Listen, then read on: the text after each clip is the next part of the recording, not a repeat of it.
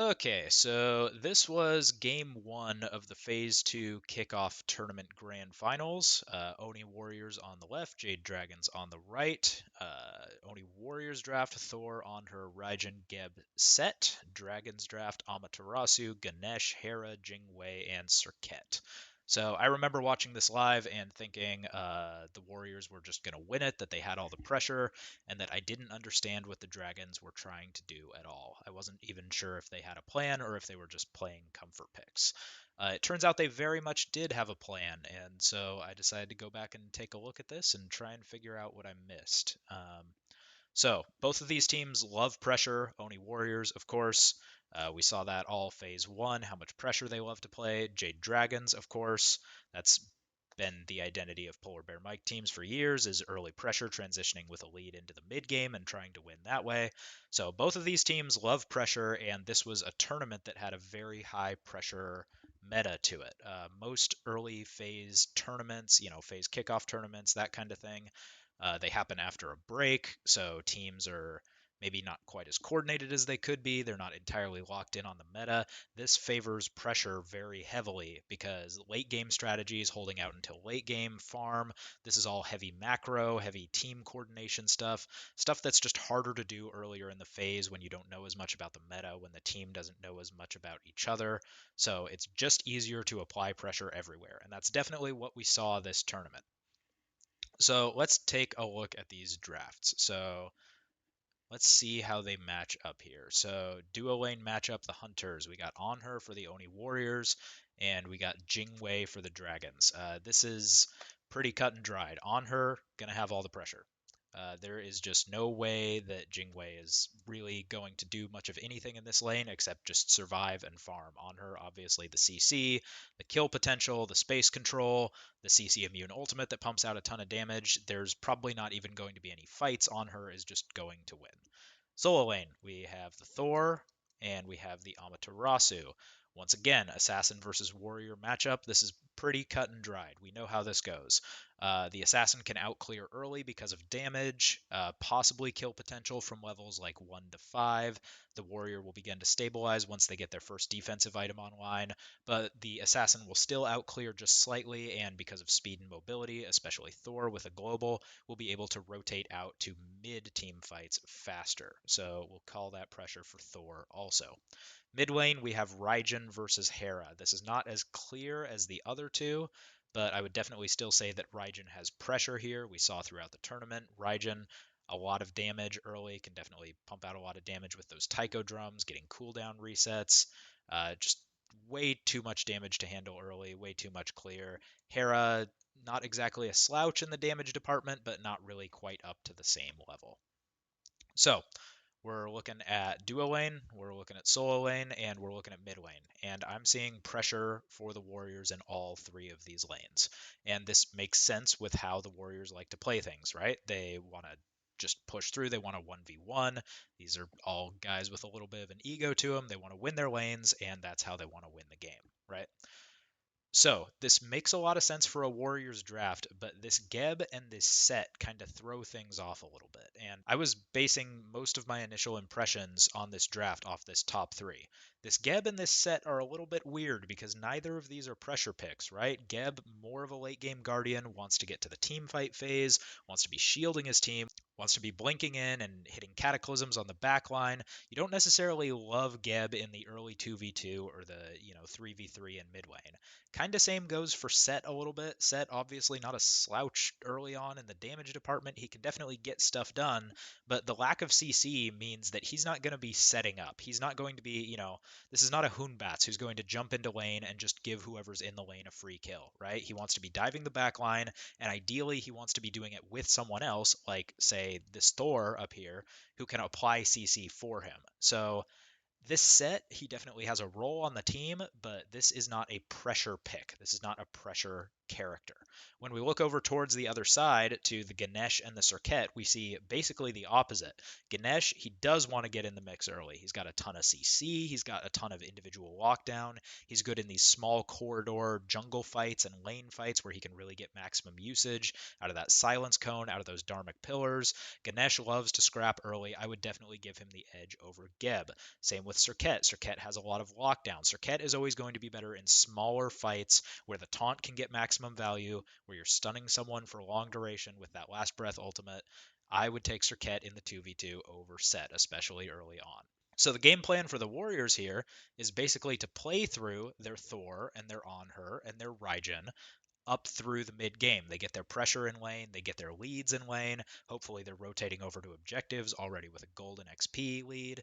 And then, once late game starts to hit, this Geb and this Set will provide the team fight and dive utility that they're missing from their backline. So, when this Thor and this Anhur and this Raijin start to fall off, the Geb can step in, he can be shielding the divers, he can be taking care of the backline, he can be starting the fights that are hard for the rest of this team to start, and the Set can be jumping into the backline, he can be diving, he can be making up for the damage that you're missing out on from having a defense build Thor, right? So you have 3 laners who you can play through early, and then you have 2 more late game characters who you kind of bridge through towards the mid and late game and who scale better than the rest of your team. Okay, so that's the Oni Warriors plan. The Jade Dragons have basically the inverse. This Ganesh and this Serket. Serket does not exactly struggle late game, but it is harder for any assassin, especially a single target focused one, to find picks in the late game, right? So you're looking to utilize all of this control from the Serket and the Ganesh early to find picks, to keep you alive, to win in this mid 3v3, and then you're scaling towards late game where your big bully mage and your ADC and your solo can all finally get into the mix. And the Jingwei is going to outscale the Anhur. The Amaterasu is probably going to outscale the Thor in terms of overall team fight value. Basically the same plan from the Jade Dragons, right? You have early game to get you through in the Ganesh and the Serket, and then you scale through and bridge to the late game with the Hera and especially the Amaterasu and Jingwei. So it seems like what we have are 2 mirror image compositions here, right? One team wants to push through their laners and then scale with their roamers. The other team wants to push with their roamers and scale with their laners.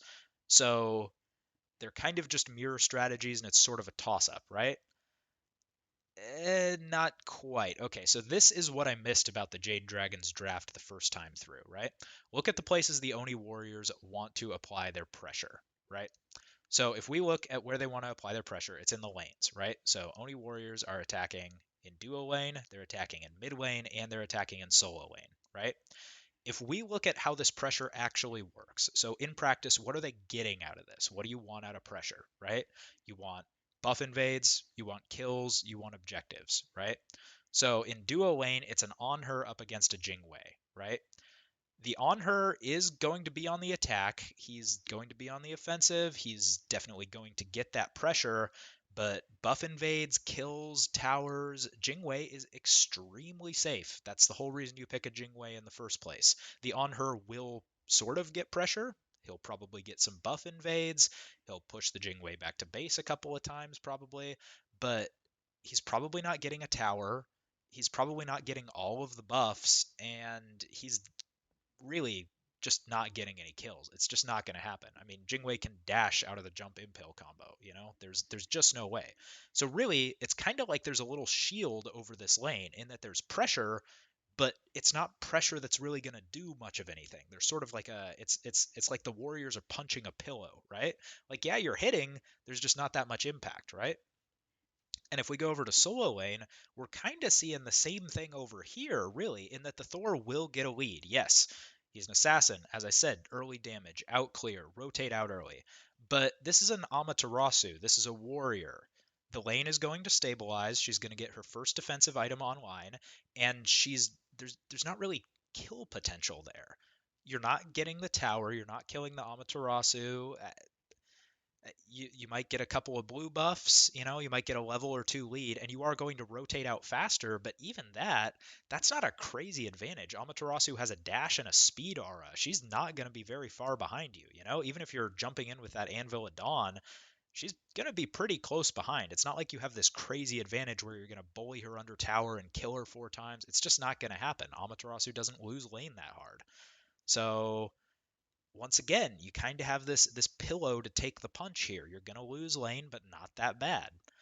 So we have 3 lanes where we're trying to apply pressure here, and 2 of them just really aren't doing much at all. Not really. There's pressure, there's just no payoff. Then we look at mid lane, and we said, okay, sure, Raijin has pressure over Hera. That's in the 1v1. And that's assuming that this stays a 1v1, because we've already seen Jingwei is safe over here in duo, and Amaterasu is safe over here in solo. So Serket and Ganesh don't really need to hang around there. They can hang out in mid lane. So that makes mid lane not a 1v1 between Raijin and Hera, which Raijin theoretically has pressure in. That makes mid lane a 3v3 between Ganesh, Hera, and Serket versus Raijin, Geb, and Set. And if you just think for a minute about how this is going to play out, this is insanely heavily favored towards the Ganesh, Hera, and Serket. Just on CC diff alone, like look at how this CC chain works. You have a Ganesh silence, you have a Ganesh ult, you have Hera knockup from ult, you have Hera polymorph, Serket taunt, Serket ult. And what are you looking at on the other side? You're looking at how are Raijin, Geb, and Set gonna start this fight? Who goes in? Who's initiating? Really, the best hope that you have is like a Geb Blink ultimate, but Genetics didn't even take Blink in this game. He took Shell. There's just no way any of these three, Ganesh, Hera, or Serket, can start this fight against the Raijin and win. Raijin is never getting a dash off ever. With like 6 or 7 forms of CC over here, there's just no way. Either he hits his beads or he dies on the spot. There's just no way around it. Geb can only shield once, and that won't be enough. And sure, Set could dive and try to kill, but early on, that's just not going to be enough. He can't burst that fast, not through Hera shield. He can't catch the Serket over walls, and he's not going to kill the Ganesh. So this 3v3 is just super slanted in favor of the Dragons. So all the Dragons need to do at this point, because they've taken care of duo lane and they've taken care of solo lane, all they have to do is just punch up through mid lane and just refuse to fight in the sidelines, and they win the 3v3 every single time. I love this concept for a team. This is just a fun concept. You know who the Oni Warriors are, you know what they're all about, you know they're attack, attack, attack, attack, pressure everywhere, right?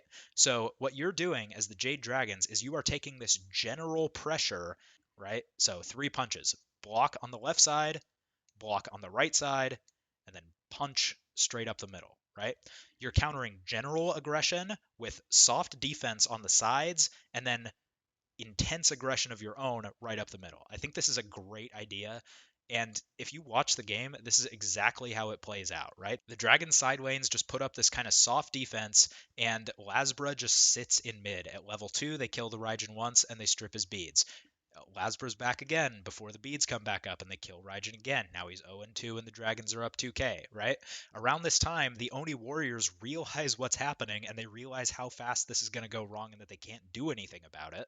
So they pull on her over towards mid, and they pull Solo or Troll over towards mid also. So now you have a Thorn and on her hanging around for some beacon fights and stuff like that. But the problem is they pulled these guys over, so now Nika can push up in solo lane and he gets a tower.